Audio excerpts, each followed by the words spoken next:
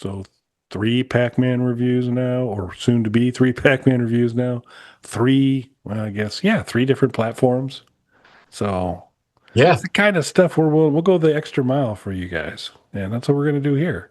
So we're going to talk about Pac-Man again, but not on the Amiga and not on the 2600, but rather on the Atari 7800. So made very popular recently with the packaged double feature of the 2600 and 7800 Pac-Man versions being available with an Atari 7800 Plus in beautiful Pac-Man yellow, which Mike and I are both proud owners of. And so we not only have those consoles, but we got a chance to interact with cartridge-based 7800 Pac-Man again. So pretty cool. So we're going to do the review. Any initial thoughts before we get started? So like I've said before, when we've covered the two other versions of Pac-Man, I'm not the world's biggest Pac-Man fan. I enjoy it, but it's not something I go back to very frequently. Every once in a while, though, I get in a Pac-Man mood and I'll throw one on. And I think this is going to be the one that I'm throwing on when that mood strikes. I would think so. Plus, logistically, the Amiga one's a little hard for me to simply fire up. Although, but you can. But yeah, I do like the Amiga one quite a bit. But this one's got a lot of appeal as well. And so we'll be going through categories of fun factor, controllers, difficulty, replayability, and visual appeal. Scoring 1 to 5, well, 0 to 5 pandas for each category. We instituted the 0 panda rule after our 2600 Pac-Man review. We felt we were giving far too much credit with 1 panda for certain aspects of it. Uh, Not hating on the developer, but just the end product. That's just not so great. But we will start with fun factor for Pac-Man 7800. 0 to 5 pandas. Mike, where are you at?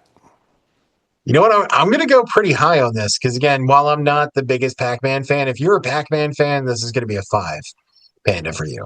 I'm not the world's biggest Pac-Man fan, but not only does this deliver a great version of the arcade Pac-Man with a black background, even though it's not space, not only does it deliver that, it gives you tons of extra options that other versions of the game just don't offer, including the sped up version that apparently was a real thing in arcades to try to extend the life of Pac-Man. Namco sent out kits where they could speed Pac-Man up for like more skilled players. So it gives you that option. It also adds randomized mazes to it, which gives it a ton of replay value, which we'll get to later. But also, it lets you kind of, in an almost Doom on PlayStation way, bleed the two versions of the game together because you can play Atari 2600 Pac-Man if for some reason you wanted to do that with the randomized mazes. So all of that does add a lot to the fun for me. So I'm going to go with a 4 for the fun factor.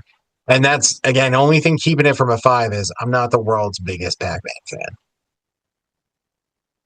And while I don't hold the title for biggest Pac-Man fan, I am going to go with a 5 for this one for fun factor because it's Pac-Man, and it's a fun game to play. And you throw in things like, its biggest downfall, if you will, was that it was a 100% pattern recognition game after a while, and that you could through many quarters eventually kind of say, okay, this is a sequence that I need to do to kind of survive the game. It's quite a bit to remember, but you could do it with the randomized levels. That's adding a few additional decks to the blackjack table, so they do a pretty good job there. So I will go with a 5 for fun factor because it is and this is part, I guess, because this version is fairly true to the arcade version. It benefits by the arcade version's power of on my At Games Legends. When I fire it up, there's almost always a game or two of Pac-Man that are played along with everything else I'm doing there because it's a fun game. So I'm gonna go with a 5. Not looking to claim the title of biggest Pac-Man fan ever, but willing to claim the title of a larger Pac-Man fan than Mike. So 5 for me. It's fair. Controls. So for me, the controls, everything worked the way that it should work. At no point did I have any problems getting around. Everything was really responsive. And also, too, even with the sped up version, while it's way too fast for me, I'm not at that level of Pac-Man. I learned really quickly when you put it on the sped up speed, that's not for me. I'm not that guy. I need to be in the slower Pac-Man lane. Um, so even with that said, though, I didn't feel like I wasn't controlling Pac-Man. I was just terrible at the game. Whereas when you play the Atari 2600 Pac-Man, I feel like I'm not really in control. You're just kind of barely directing him as you're going. It doesn't feel like that when you're playing the 7800 version. So even though the controls are kind of simplistic, everything is responsive, I'm going to give it a 4 again. Now, I did see complaints from people who said that playing it on the 2600, because you can buy the cartridge separately if you just want 7800 Pac-Man, but playing it on the Pac-Man 2600 system, which comes with the Pac-Man yellow branded controller, there's also the Ghost controllers. I saw a few reviews of people saying that their joystick felt a little bit tight. They had to kind of break it in through playing it a few times. I didn't have that problem, but I could see where that could be frustrating your first couple games. I was one of those people who had that concern and complaint. Um, and so it's tough because I don't want to. It's not the game's fault. If the controller, because mine was definitely a little stiff. Now there was also some things that as much as I might have searched for any, I probably wouldn't have read them anyway. But the joysticks did not come with a whole lot of instructions, like any, for me to get my the wireless controller synced up. And there is a dongle for it. But then if you're going to 2 players versus 1, it does use each of the ports. It's not that you hand the controller back and forth. So there were just some places of confusion where I thought the joystick was supposed to be controlling player 2, where it really wasn't, and some of those. So some of that threw me a little bit. That's kind of more operator error. So I'm actually going to go with a 3 for this now, reserving the right that if upon further breakdown my controller works a little bit better, I will come back and align closer with Mike's 4. But there's certainly nothing wrong with the controls. It's a pretty straightforward game, and you want highly responsive controls because that's kind of what this game's all about. But so 3's no dishonor, but I will go with the 3, which I mentioned still could be largely influenced by more of the hardware than the software on this one. So maybe it's not fair, but hey, it's my score. Deal with it. So 3. Difficulty. So the difficulty for me in just the core game is it's Pac-Man. So it's Pac-Man difficult. This is pretty accurate to the arcade experience from my experiences with it. So it's regular Pac-Man difficulty. Now what I think is a good thing is you can really start to ramp that up using things like the randomized mazes and the high speed version of the game. So if you're a big Pac-Man person who plays Pac-Man frequently and you really have it down, this is going to give you some new challenge that maybe you didn't have before. So for that, I'm going to give it a 4 again. So I'm with you on that. I'm going to go with the 4 as well. Um, it's part of the reason I think that it was as successful as it was in the arcade is that it's an approachable game. You can play it and start to do okay-ish pretty quickly, but it's also not. It's also going to take you out, particularly in the early days when you're playing it initially. Your games aren't probably going to last that long, so it's going to do a fine job in eating quarters, which is what they would like the game to do as well. So it has this nice balance of you're going to do some learning curve at the beginning, and then as you start to develop some skill on it, you can actually go for quite a while. And so I just think that's a sweet spot on the difficulty, that it's not off-puttingly difficult or boringly easy.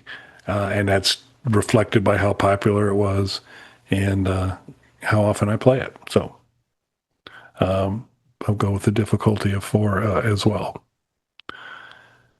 Replayability, Mike's kind of mentioned a little bit of that already. I think I've kind of gave some hints as well. But where do you have it as far as replayability?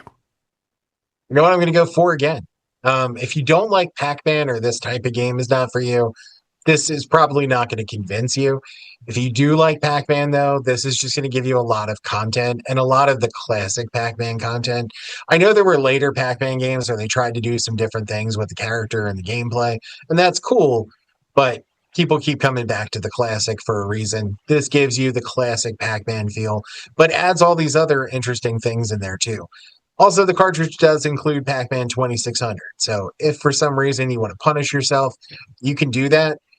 There are switches on the back to just play the 2600 version, although the 2600 version is also accessible through the 7800 version. So you don't need to use those switches. It's accessible through the menu itself. And that's how you can play it using the randomized mazes on that version of the game. So while it doesn't upgrade any other parts of the game, it's just a straight one-to-one port of the game.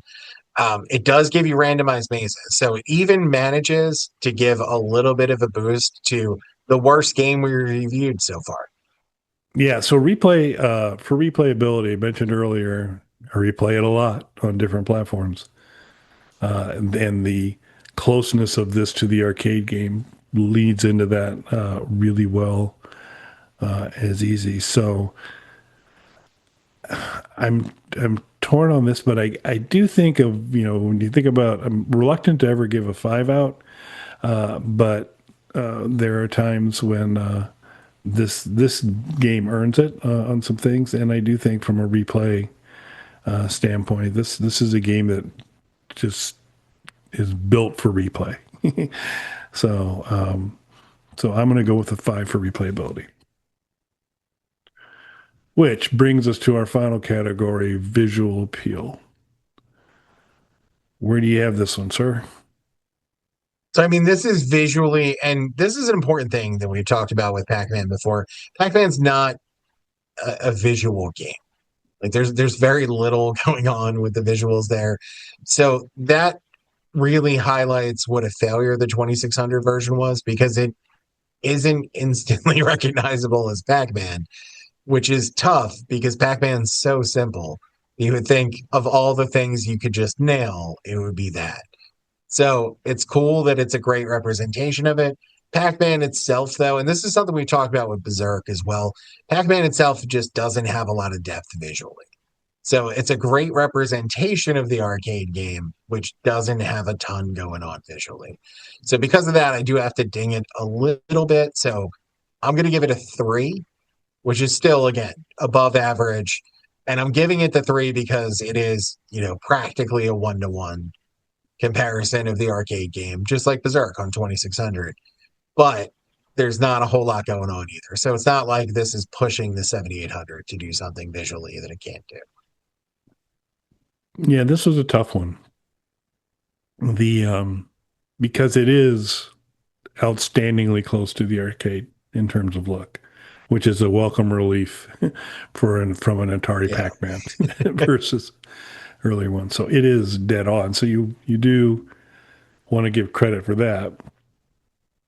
But, using the Berserk corollary to a degree is like what you are able to match is not something that stresses a system out as all. It's fairly straightforward. You can maybe argue the cutscenes, add kind of an extra little thing, but that's just kind of part of the game. And so, yeah, I had bounced back and forth between a 3 and a 4, wanting to give them credit for matching the arcade experience so well, but they did.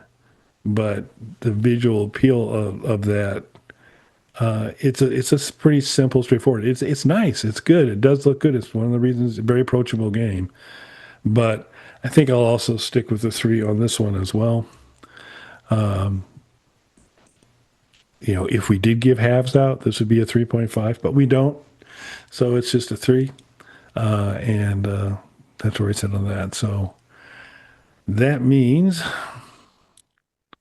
it looks like my score tallies that I'm at 21 and Mike is at 19 pandas.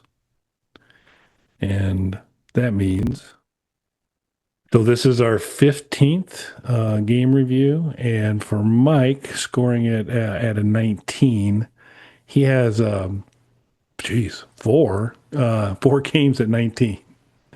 Ghost House, Paperboy, Mario Kart, and Jaws for the NES, all at 19. So it joins the 19 club, which puts it anywhere from 5th to 8th to 9th or so on his list. So of Mike, right now on your 19s, the order is Paperboy, Mario Kart 64, excuse me, Ghost House first, Paperboy, Mario Kart, Jaws. Where do you want to slide Pac-Man? Do I like it more than Jaws? That's where that's coming in for me. Um, I'm going to put it right above Jaws, I think. Okay. So that'll be eighth position for Mike. And for me, also a tie situation. So 21s, but this a little different for me because we're talking top three now. And two of my top three are at 21. And that's Road Rash Genesis and oddly enough, Deluxe Pac-Man on the Amiga. So now I've got to decide, does the 7800 surpass the Amiga, my much beloved Amiga? This is the real And face-off here, yeah. yeah, I'm going to have to say yes. So it's going to actually end up now being my number 3 on my list, bumping Deluxe Pac-Man for the Amiga down to the 4th position. But I'm going to leave it behind Road Rash, though. So that ends up as number 3 for me and around number 8 for Mike. But again, there's a lot of common scores in there, so it's not as bad as you might think. So there you go. Performed significantly better than the original Pac-Man 2600 at 5.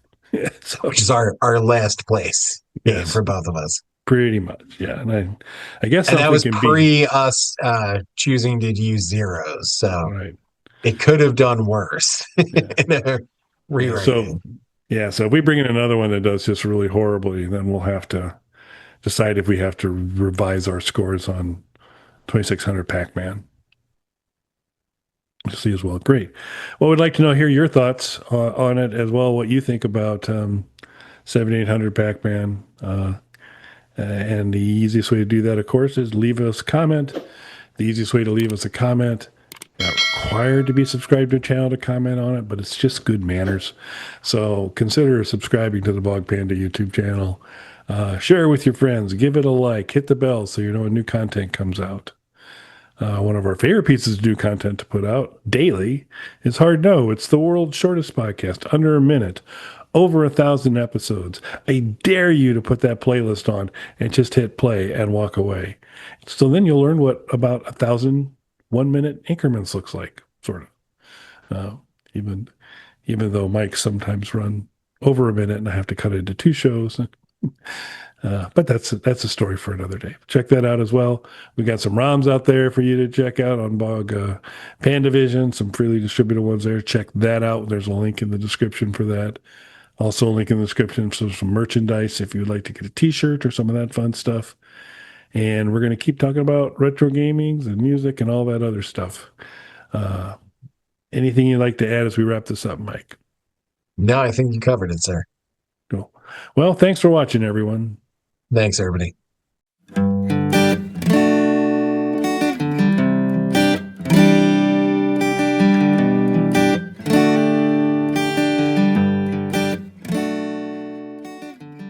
Bog Panda.